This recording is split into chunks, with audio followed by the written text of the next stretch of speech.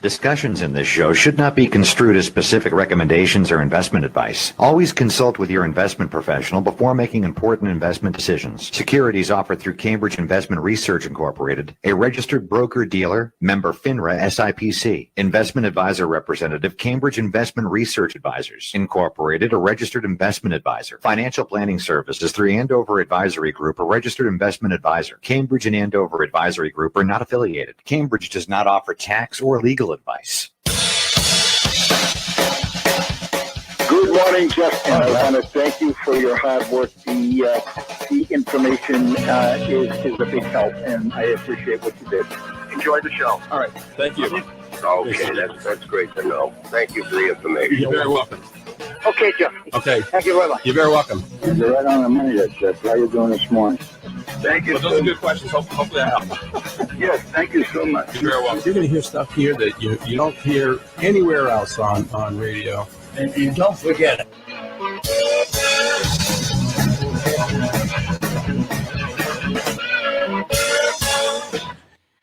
Welcome to another edition of Talk Money. Thanks for taking the time to tune in to us today. For those of you who may be visiting for the very first time, let me introduce myself. My name is Jeffrey Shank. I'm a chartered financial consultant, owner of Andover Advisory Group, a registered investment advisor. And we're here to help you make the important financial decisions. Ultimately, our goal here on the show is to improve your money IQ. A lot of good things to talk about today, so please hang around. We'll be here for the next hour or so.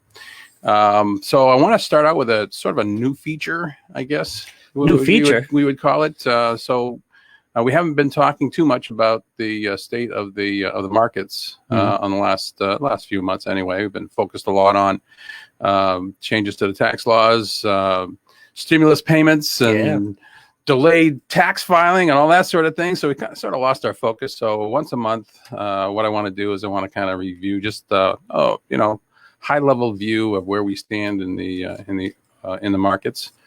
And today I've got 5 reasons why you might want to convert your term insurance. Term insurance is the type of insurance that most people purchase because it's inexpensive and you can get a lot of coverage for a little bit of money.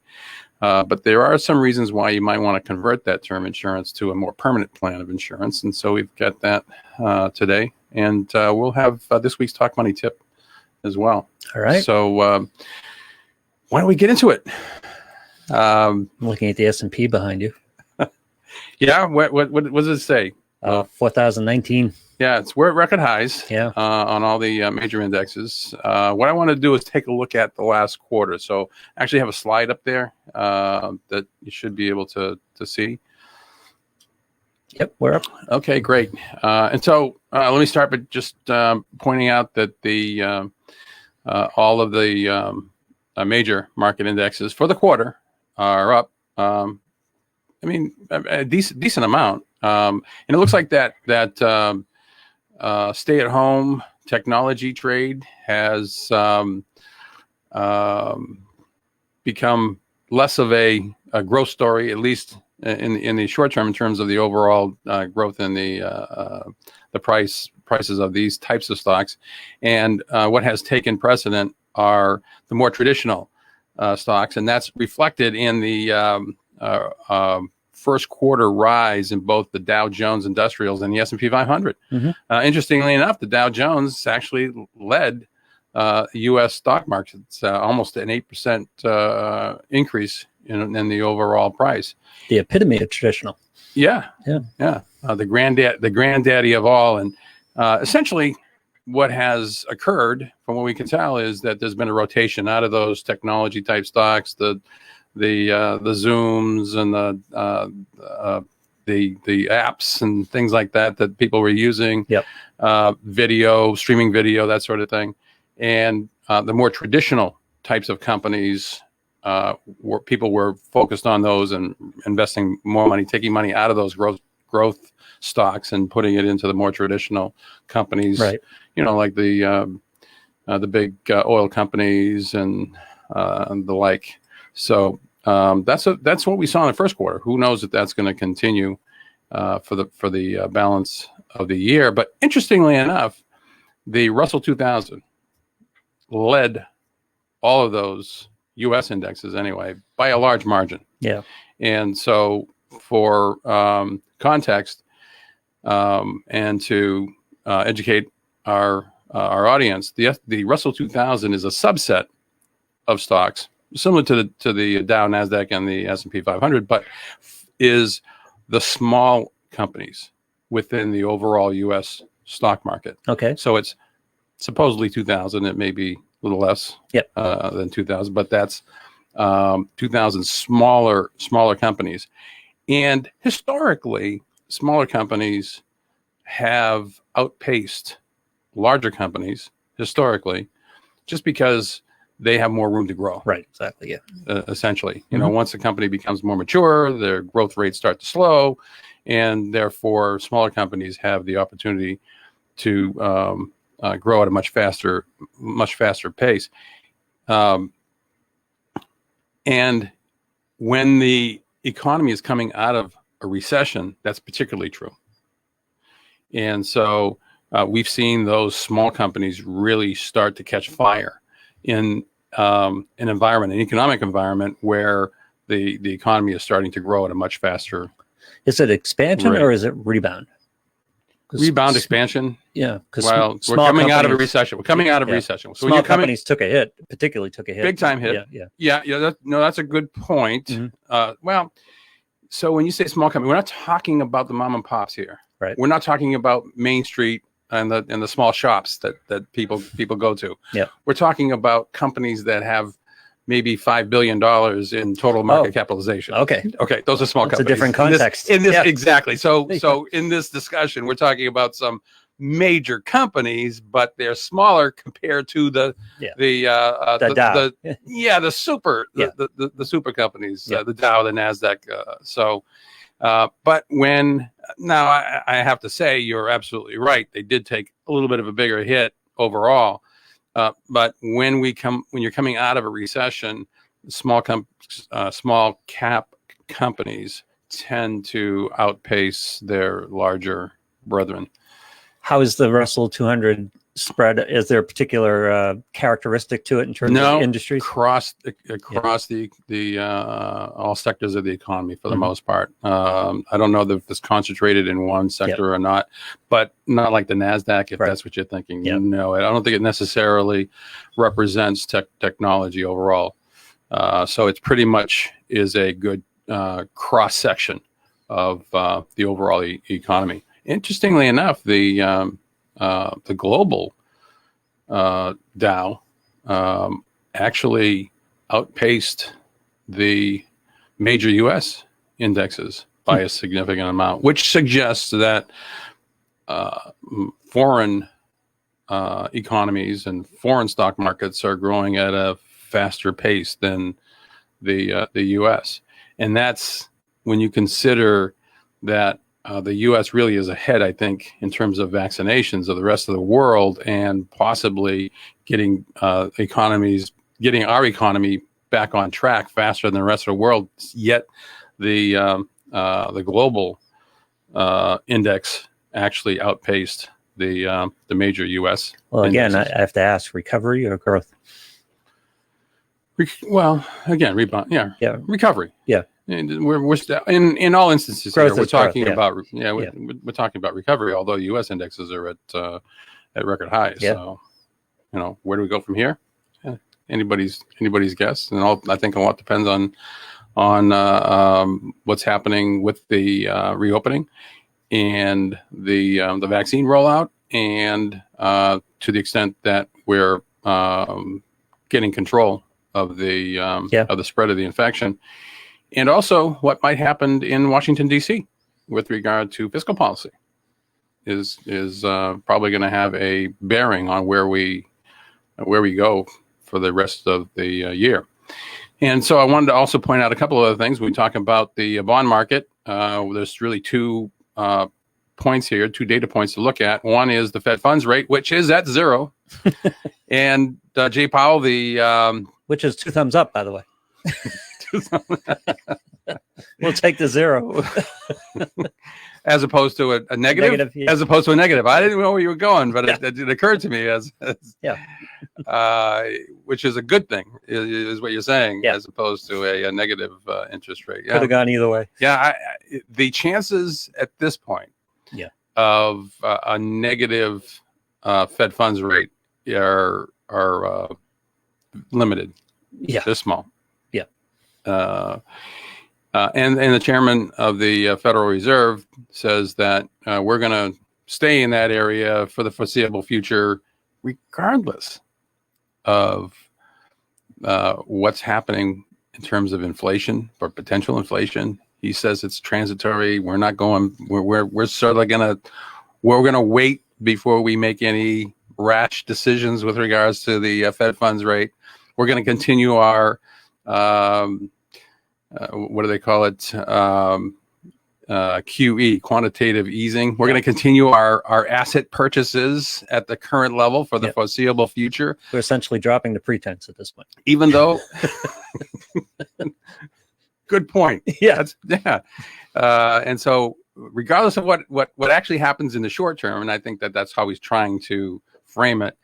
We're gonna stay where we're at until we see more evidence that, and he focused on in his last statements, he focused on unemployment, and until we see employment get back to a level that is closer to what they call full employment, which I guess at this point has to be 3%. We're at 6% as of the last report.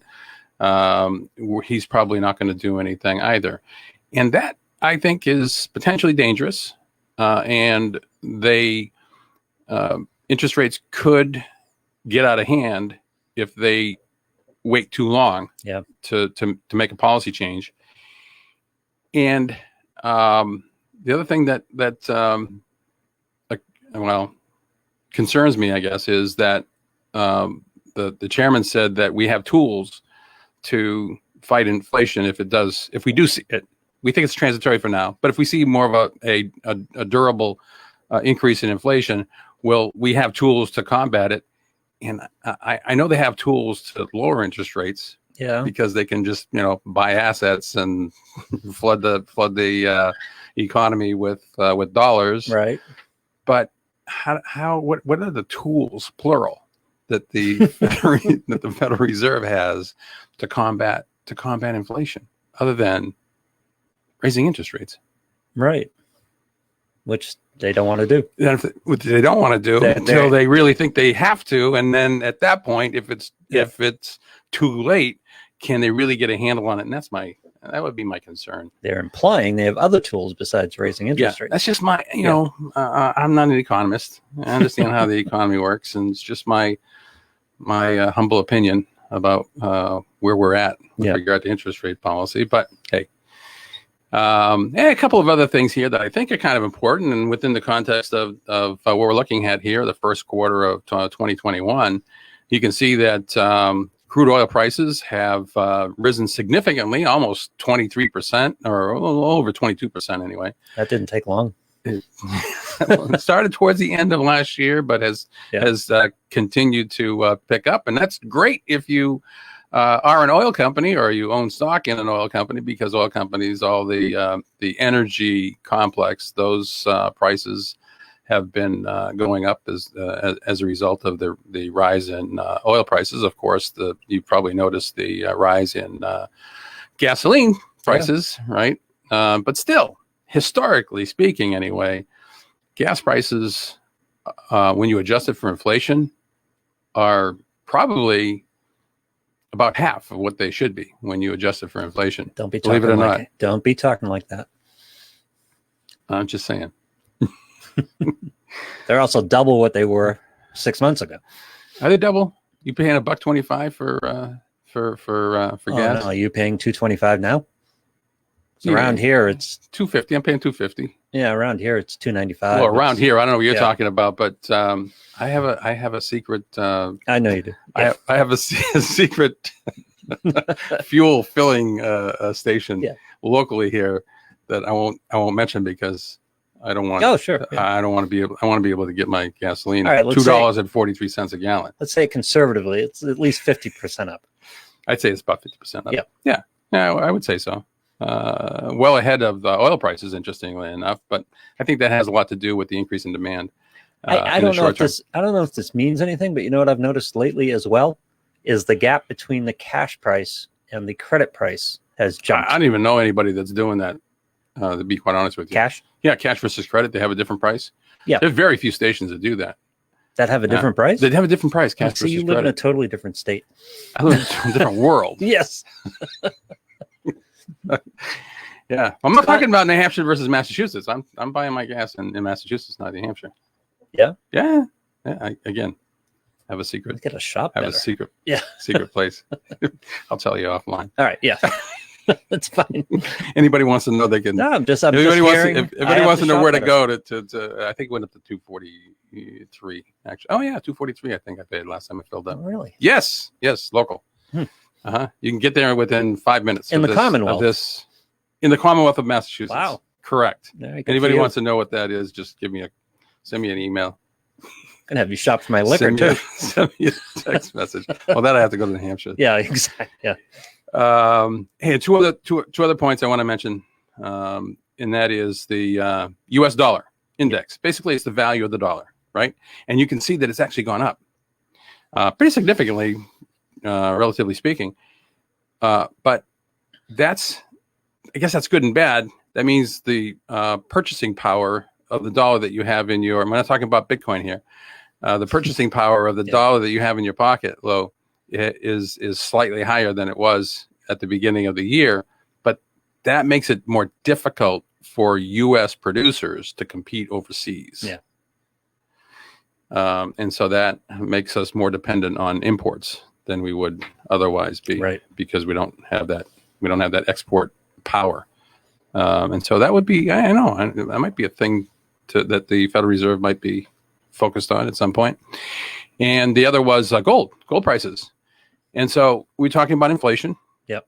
And we were talking about how that the Federal Reserve doesn't see it as a big deal, and they might be looking at gold prices as a indicator. I don't know if they do or not, but they might be. Yep.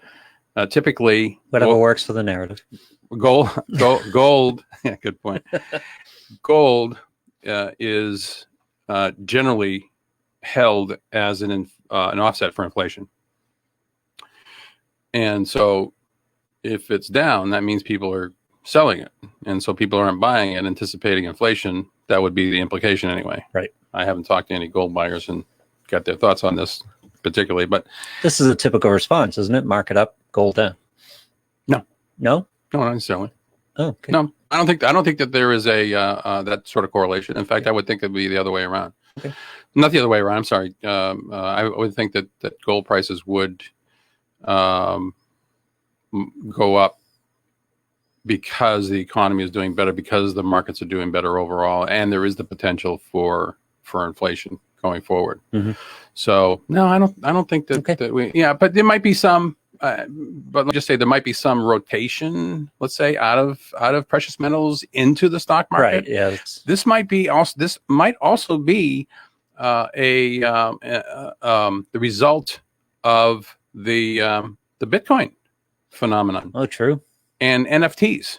Yeah. The whole blockchain technology, and people who typically would invest in precious metals as an alternative asset class to protect their overall portfolio might be getting out of gold and getting into other asset classes, new asset classes like Bitcoin, for example. Yeah.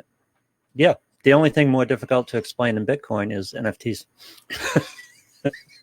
I would think that you'd be like right on NFTs, because this is all about sports and trading cards. Yeah, I know. Well, I'm on it to the extent I know it exists. I don't understand the economy behind it, but it's really a technology as opposed to an economy. It's basically a collectible. Yeah. So it's going to operate. NFTs are going to operate. Well, not all NFTs, but at least collectible NFTs are going to operate just like any other collectible. It's going to be, supply and demand. If you want to own this unique asset, you have to pay for it, and you have to compete not against, and you have to bid against other buyers. So right? if I were to equate this to, say, the streaming music industry, it would be a situation where there would be only X amount of copies of a particular song available. Yes, that's exactly right. And people would trade them. So instead of anybody being able to pay X amount and getting it, only if or you might have a copy of it, but it is not a genuine copy because it doesn't have the NFT signature or stamp on it. Yes, that's the difference. And that would be a problem. How?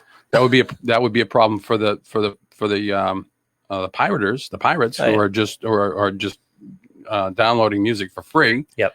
And they'd have to pay for it if they wanted a genuine copy. And it's possible that at some point in time you could lose whatever pirated copy you have because you can't prove that is a genuine copy. Can I ask a general market question? Sure.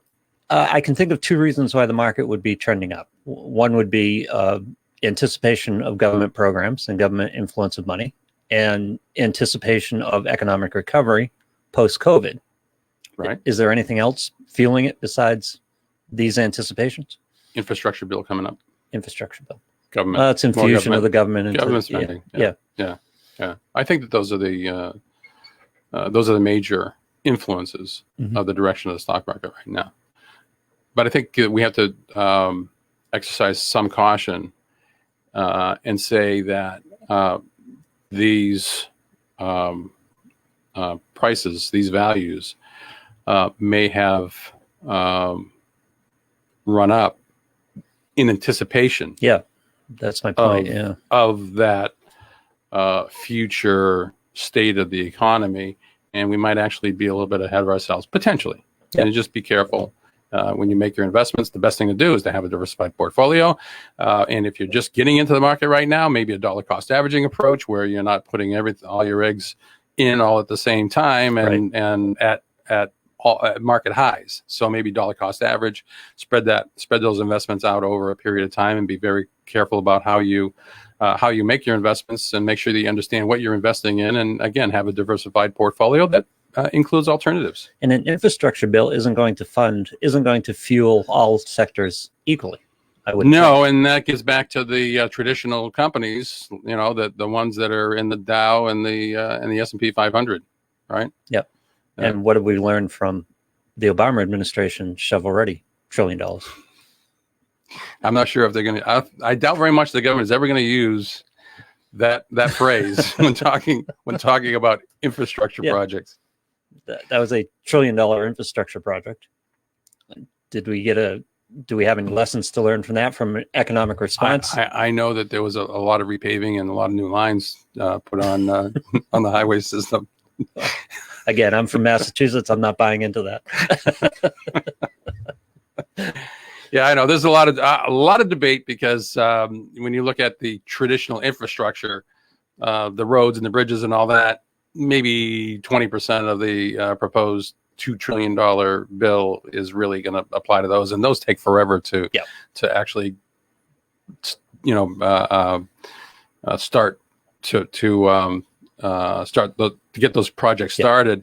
And in fact, most of them under current rules. Well, under current rules, a lot of them, other than the interstate highway system, like local bridges, that sort of thing, and that money is given to the state, and the state usually partners with a local community, and the local community has to come up with some money too, and to make the investment. And so these things has money. I mean, these things take from a municipal standpoint. Who has money? So these things take time. So about 75% of the overall proposed infrastructure spending is for other stuff other than roads and bridges. Some stuff that you could argue is infrastructure. So we'll see how that all goes. All right. So we'll take a quick break here, and when we come back, I've got 5 reasons why you might want to consider converting your term insurance to a permanent plan of insurance. Yeah. And again, a lot of people buy term insurance, or I think most insurance is bought as term insurance because it is so cost effective.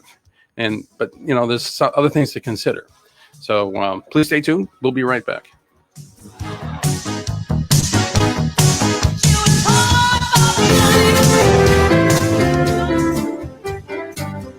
Whether you're saving money for your children's education, preparing for retirement, or deciding on the right life insurance plan, you can count on the professionals at Andover Advisory Group.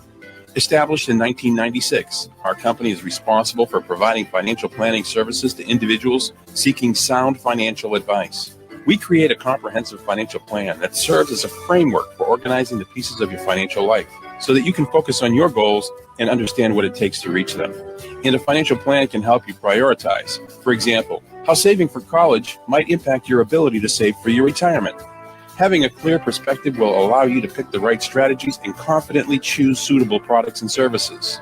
Best of all, you'll have the peace of mind that comes from knowing that your financial life is on track.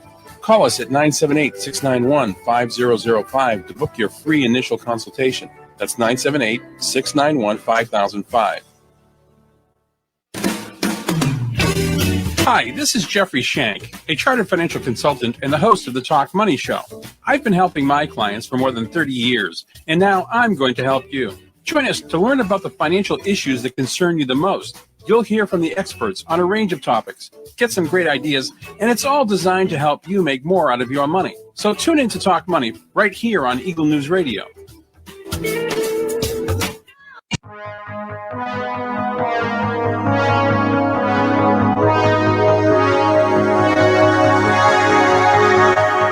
Hey, welcome back. Thanks for staying tuned with us here.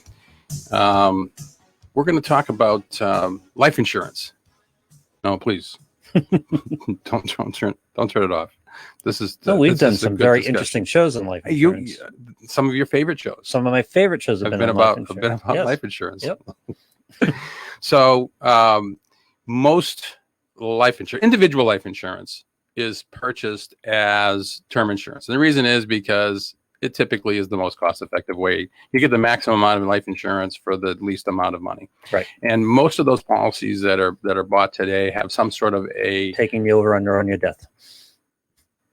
Yeah. Yeah, exactly. Right. And on term payments.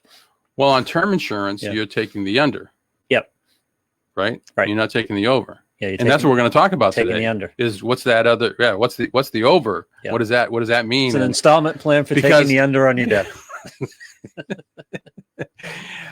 Because with term insurance, typically these policies have some sort of a rate guarantee that says when you buy it, we're going to guarantee that those rates are going to be in place for a period of time. And by the way, term insurance means it's temporary. It's only for a specified term. Right.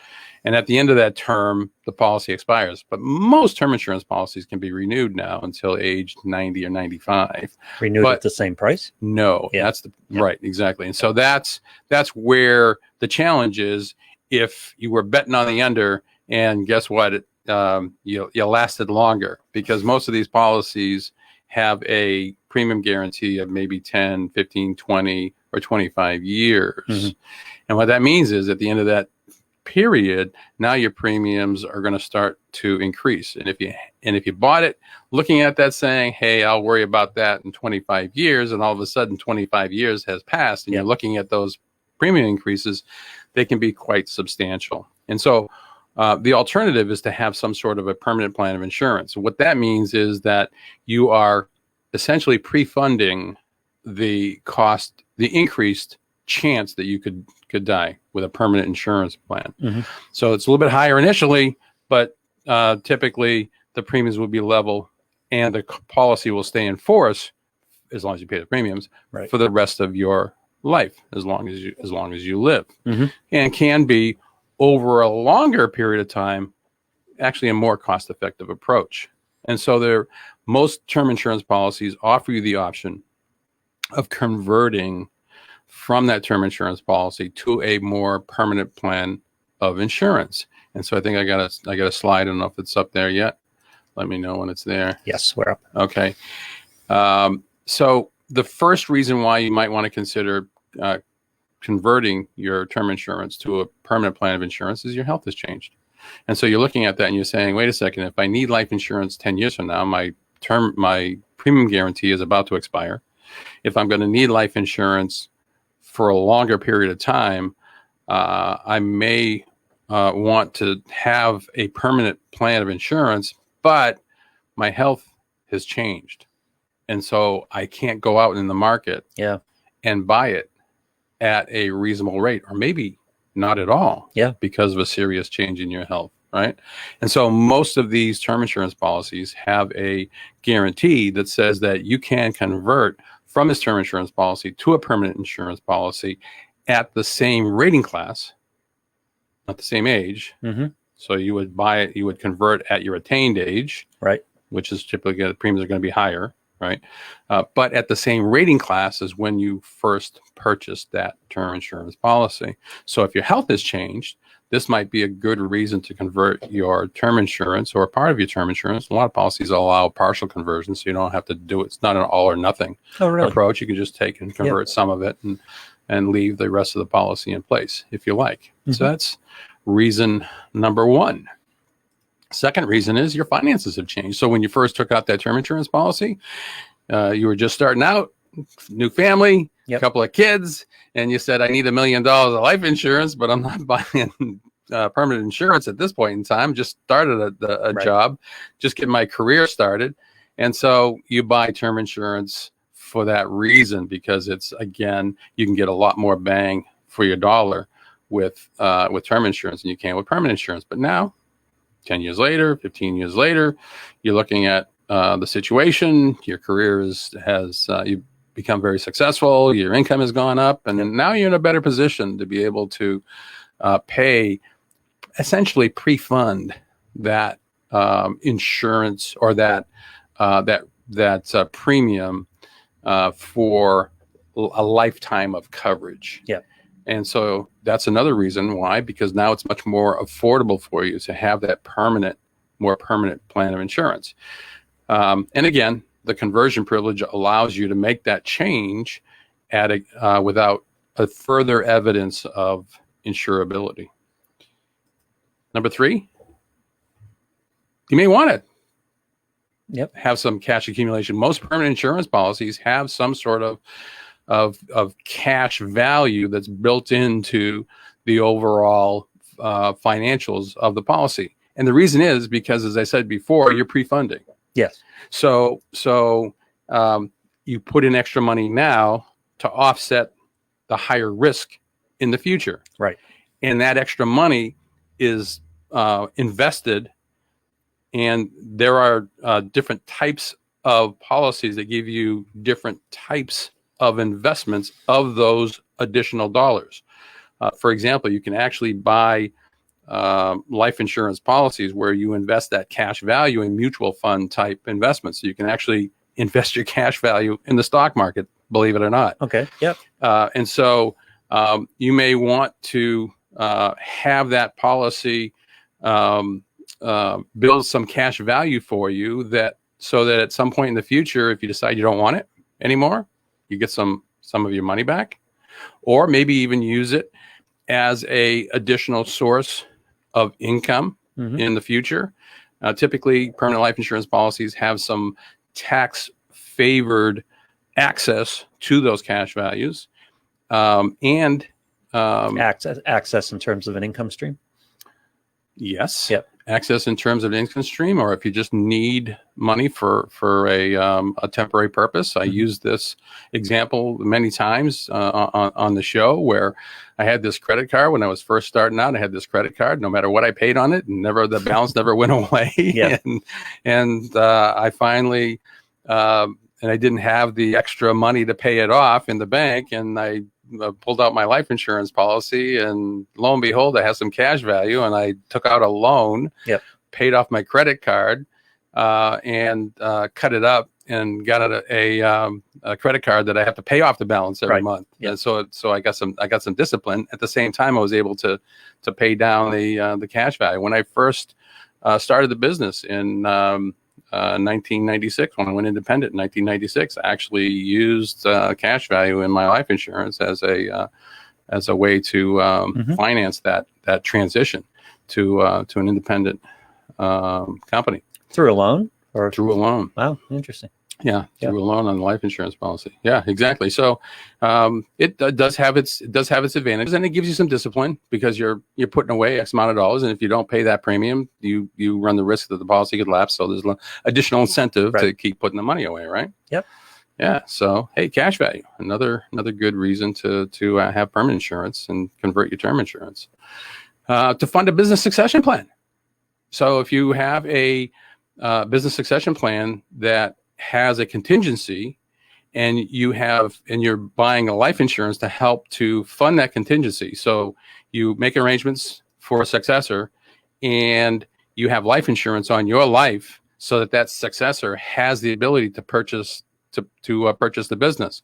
Well, term insurance can work in the short term, but of course, over the longer term, it's not a good solution. So if you have a succession plan and you want it to be in place and you want to have that protection for a significant period of time, a long term, then you obviously want to have term insurance. So if that term insurance policy that you bought was part of a succession plan, well, here's a good reason to convert it would be because you want that to be around for to forever. ensure the funds will be there at the time you need them.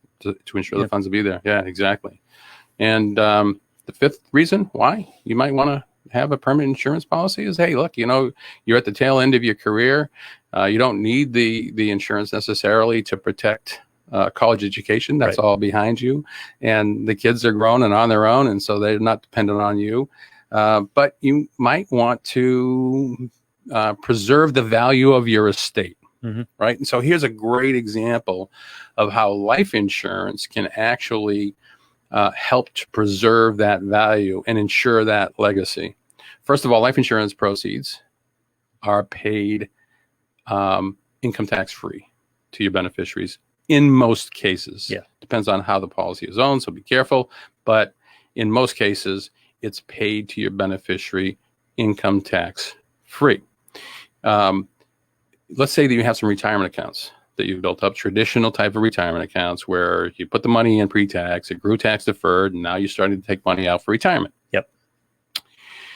Well, when that money goes to your surviving spouse, he or she can roll it over to their own IRA. They don't have to worry about paying any income taxes. Right. But when it is paid to your heirs, your kids or their kids, then it becomes taxable. There's no way to roll it over. And in fact, under new rules, under the Secure Act, you actually have only 10 years to pull that money out of those retirement accounts. And it's going to be taxed to your beneficiaries. And so instead of having a $500,000 account that you can give your kids, now because of taxes, it might only be worth, $350,000 instead of, because of the tax liability that's attached to that retirement account. Well, you can have life insurance that can offset that reduction in value of that asset, of those assets that are in your retirement account, and give your family or give your kids, your heirs, the entire value of your of what you've worked so hard to accumulate, the $500,000 by having that life insurance. And again, in order to make sure that is a long-term solution, you'd want to have permanent insurance. The term insurance now no longer fits the bill. Because the new tax rules can be daunting. Your legacy is your 20-year-old grandson. He's going to divest himself of that money and pay the taxes within 10 years. Within 10 years. Yeah. Which is probably not the intent of the legacy. Probably was not. Yeah. That's exactly right. And by the way, you don't necessarily have to have a beneficiary, an individual beneficiary, or the grandson doesn't necessarily have to be the beneficiary. You could set up a trust where the life insurance goes into the trust, and the trust then is something that can be distributed over a period of time. Oh, okay. Yeah. Or delayed. Delayed. Yeah.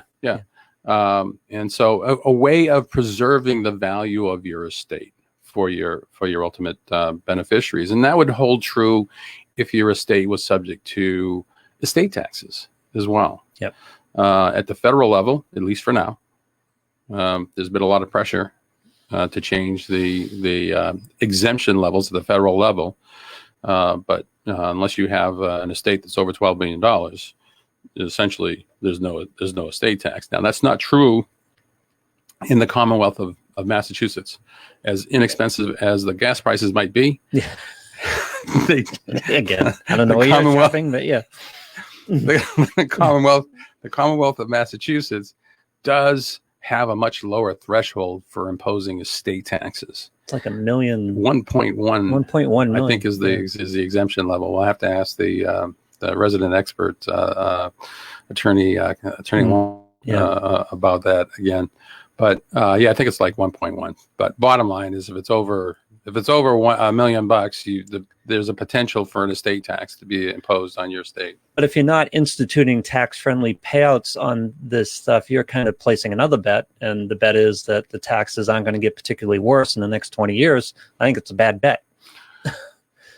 I think thresholds will come down, tax rates will go up. I mean, right. So if you're thinking that, hey, my estate isn't subject to estate tax at the federal level now, I'm not going to worry about it. Yeah. That could change with this administration. There's no question about right. it. Yeah. There's been a lot of pressure to reduce that threshold and start taxing estates at a much higher level. And even at the state level, states are hurting badly. There's going to have to be some kind of recovery for them, and that's going to they're going to find all kinds of pockets to pick to make this money back. And life insurance is one of the things that has escaped for centuries the tax man. Yeah.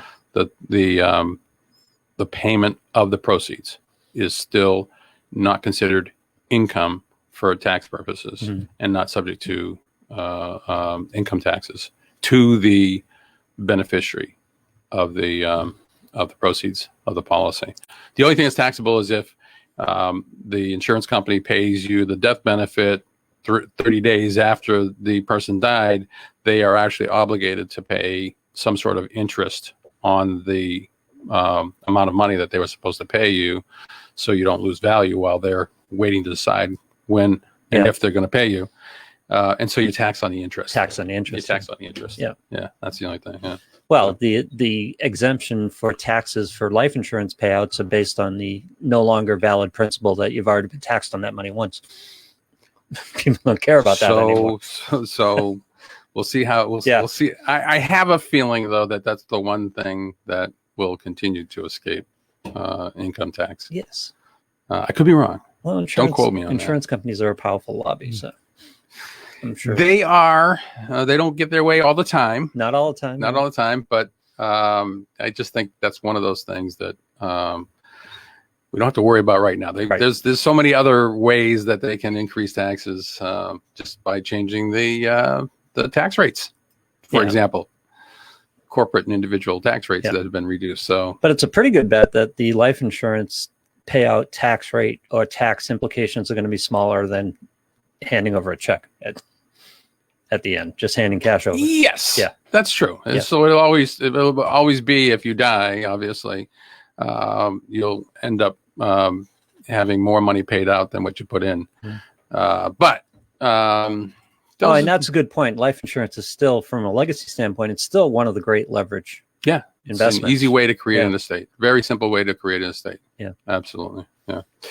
So, and by the way, mortality tables have changed slightly as a result of up or down of COVID-19. Well, it has increased the risk that you could die at a younger age. And so I don't know if that's impacting life insurance premiums just yet. I know it has impacted a couple of the actuaries have looked at it for other purposes. I don't know if it's actually impacted the cost of life insurance just yet. Interesting. Yeah. Well, as the tables change, it's actuary based. So as the tables change, it will affect rates. Right. Well, I don't know. That's a good question. It depends on which table that they decide to use.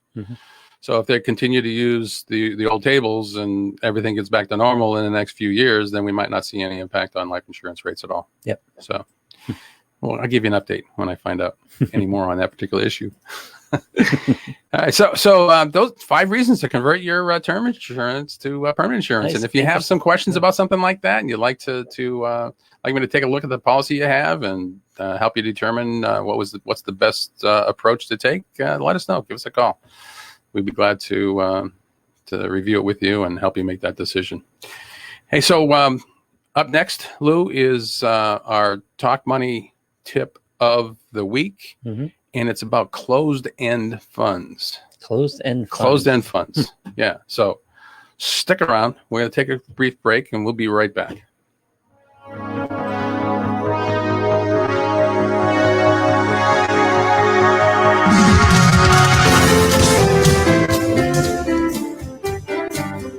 Whether you're saving money for your children's education, preparing for retirement, or deciding on the right life insurance plan, you can count on the professionals at Andover Advisory Group.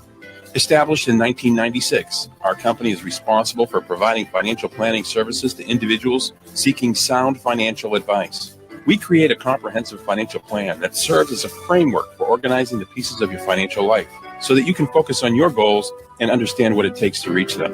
And a financial plan can help you prioritize. For example, how saving for college might impact your ability to save for your retirement. Having a clear perspective will allow you to pick the right strategies and confidently choose suitable products and services. Best of all, you'll have the peace of mind that comes from knowing that your financial life is on track.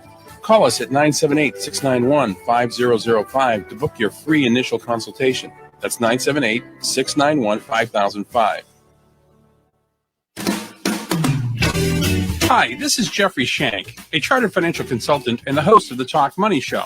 I've been helping my clients for more than 30 years, and now I'm going to help you. Join us to learn about the financial issues that concern you the most. You'll hear from the experts on a range of topics, get some great ideas, and it's all designed to help you make more out of your money. So tune in to Talk Money right here on Eagle News Radio.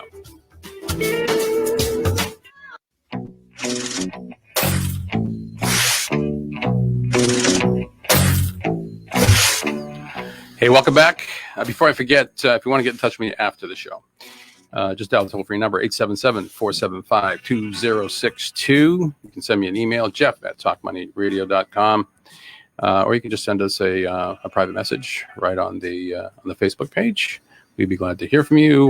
We are happy to set up a meeting, an initial consultation. There is no obligation and no charge for that particular meeting. It's an opportunity for us to get to know each other and see if we can help you. And it's not an orientation. You'll sit down and talk about an issue that you're dealing with and get some actionable response. Yeah, not a what do you say? A timeshare Not a timeshare thing. There's no free gift. Just want no free gift. No. But I always remember I went to a chiropractor's office. I still go to her, by the way. She's great. But the first meeting when she sat me down in front of a video on a laptop, a little orientation deal. Right? Yeah. There's nothing about what was going on with me. Was she in the room? Nope. Oh, nope. okay. I didn't get to meet her until afterwards. Obviously, you were impressed. No, I wasn't impressed. No, I wasn't impressed. I don't think that's the way to approach it. Oh, okay. I think the way you approach it is better. So you looked past it. I looked past it. You looked past it. Yeah. Because Yep. She came highly recommended. Yes. Yeah. But I didn't think that was the greatest first meeting. So closed-end mutual funds, Lou. This is the Talk Money tip of the week. Closed-end mutual funds. So most mutual funds are open-ended, which means that they continuously issue and redeem shares. So if somebody has a new investment, what they do is they create new shares to make that investment, which you can understand dilutes the overall portfolio, and so they have to go out and they have to buy new investments or more of what they already own in the portfolio, or they could leave the money in cash, but typically they can't do that. And if you need, if you want to redeem those shares, same thing is true. They just give you your money back, and they have to sell something in the portfolio in order to create the cash in order to give it to you. So there's a constant expansion or contraction of the number of shares outstanding of the particular fund. Right. Okay. Whereas closed funds, what they do is they issue a fixed number of shares, typically $10 when it first comes to market, and then after that, then the shares trade on an exchange. And just like any other stock, they trade continually during the day. So the price fluctuates. Whereas with a traditional open-end mutual fund, the share price is fixed once each day. Right. That's the only time it changes is during the day. And so both open and closed-end funds can hold stocks, bonds, or other types of underlying investments. Closed-end funds, though, do not have to maintain cash reserves or sell securities to meet redemptions, because you're not buying it from the fund company. Right. Someone else is buying it. Someone else is buying your shares, or you're Yeah. buying your shares from somebody else. So what that actually does is it creates what they call a discount or premium to the NAV, net asset value. Yep. So net asset value of a fund is all the value of all of the securities that are in the fund divided by the number of shares outstanding. Yeah. That's the NAV. It's the Net actual asset math. value. It's the actual math of the value, Exactly. as opposed to the market assessment of the value. Right. Yeah. And so after you pay any upfront sales charge in a open-end mutual fund, that share price that you're quoted as to the value of your investment is always at NAV. And so NAV, when you're talking about a closed-end fund, is not necessarily the price that you're going to pay. The price you're going to pay could be a premium or discount to the NAV. And that is all based on what's happening in the marketplace. So when you're buying a closed-end fund, you have to be very careful. You want to know, are you paying a premium more than the NAV? Yep. Or are you being charged a discount? Is that closed-end fund selling at a discount to the NAV, which could create an opportunity to buy that particular investment, that fund, and know that the value of the assets in the portfolio are greater than what you're paying for it as a price per share of the fund. You're getting a little bit of a sale on the assets little that bit of are the sale. currently in the fund. Or the opposite could be, you could be paying more, Right. and you'd have to have some good reasons why you're willing to pay more. And it could be just that this particular closed-end fund is very popular right now, and in order to get in on it, you have to pay that. You have to pay that premium. Be very careful. Yeah. So closed-end funds can work real well in a rising interest rate environment, because what we know is that bond prices have a inverse relationship to the direction of yields. So as interest rates rise, bond prices fall. The opposite is true. And we've talked about this on the show before, where if you are buying an individual bond, the price may fluctuate, but you have the knowledge that when the bond eventually matures, you'll get your principal back. Right? Because assuming that if it's a government bond, you're guaranteed to get it back. If it's a U.S. Treasury, you're guaranteed to get your money back. If it's a corporate bond, well, it depends on the credibility of the company. You have a value floor. You have a value floor. Yeah. That's exactly right. Whereas in an open-end mutual fund, that's not true, because remember we said that they're constantly issuing and redeeming shares, so you don't necessarily have that guarantee that when bonds mature that you're going to get your money back. However, in the case of a closed-end fund, you have a greater chance that as those bonds mature, it's going to add to the overall value of the fund. And then if they were going to replace it, because they don't have to give you the matured value, they could, and distribute that to you. They could just keep it, buy a new bond, and that new bond would be at a higher, potentially in a rising interest rate environment, would be a higher yield, a higher interest rate. And that could increase the dividend, the overall income that you're receiving from that particular fund. So there's a greater chance that when you buy a closed-end fund, you're going to resist in the short term, you're still going to see that fluctuation in value. And you might actually see a discount created as interest rates rise. That is to say, the price is going down. The NAV could actually be higher than the price it's currently selling at, but there's a greater likelihood that you're going to resist that negative impact that rising interest rates are going to have on your overall bond portfolio. So the percentage, makes it more. The percentage of this fund that's in bonds is an important consideration. Say that again. I'm sorry. I'm guessing the fund is not just all bonds. Well, again, a closed-end fund can hold anything. Can hold stocks, bonds. Oh yeah. Yeah. What I was saying is they can be particularly useful in a rising interest rate environment if you're investing in bonds. Yeah. So if you're looking at a investing in a bond closed-end fund, you'd want to know what percentage is invested in bonds. That would be an important Absolutely consideration. critical. Yeah. Yeah. Well, that's true of any fund. Yep. But again, if you're a bond fund investor, if you're a conservative investor and you're investing in bonds and you're investing in bond funds, the closed-end fund might give you some protection against those rising yields, as long as you're willing to hold it for a long period of time. Yep. Because as those bonds mature, they will either take that cash and distribute it to you, or they're going to reinvest in other bonds, and you're going to get that maturity value as they mature. And this is not in contradiction to what we talked about earlier in the show, that the Fed said interest rates aren't going up, because they're talking about interest rates on federal issue, not necessarily market interest rates.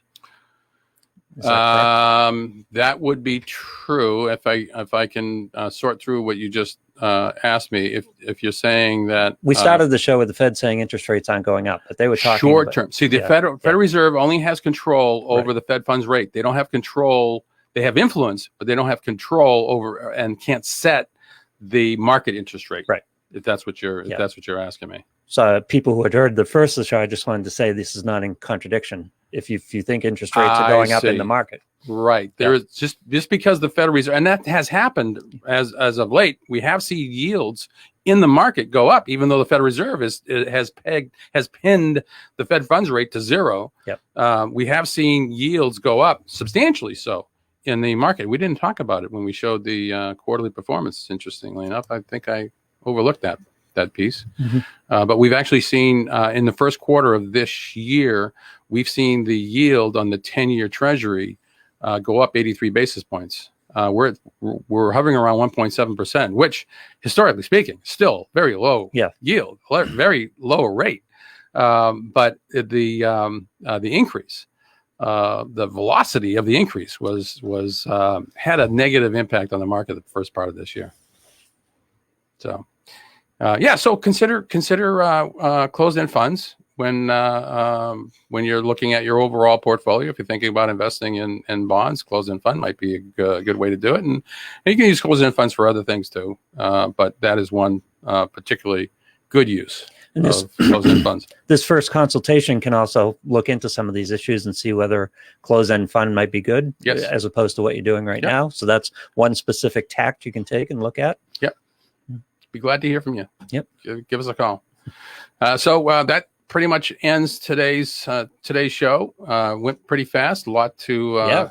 I think we got a lot in that hour, actually. Fast-paced. Yeah.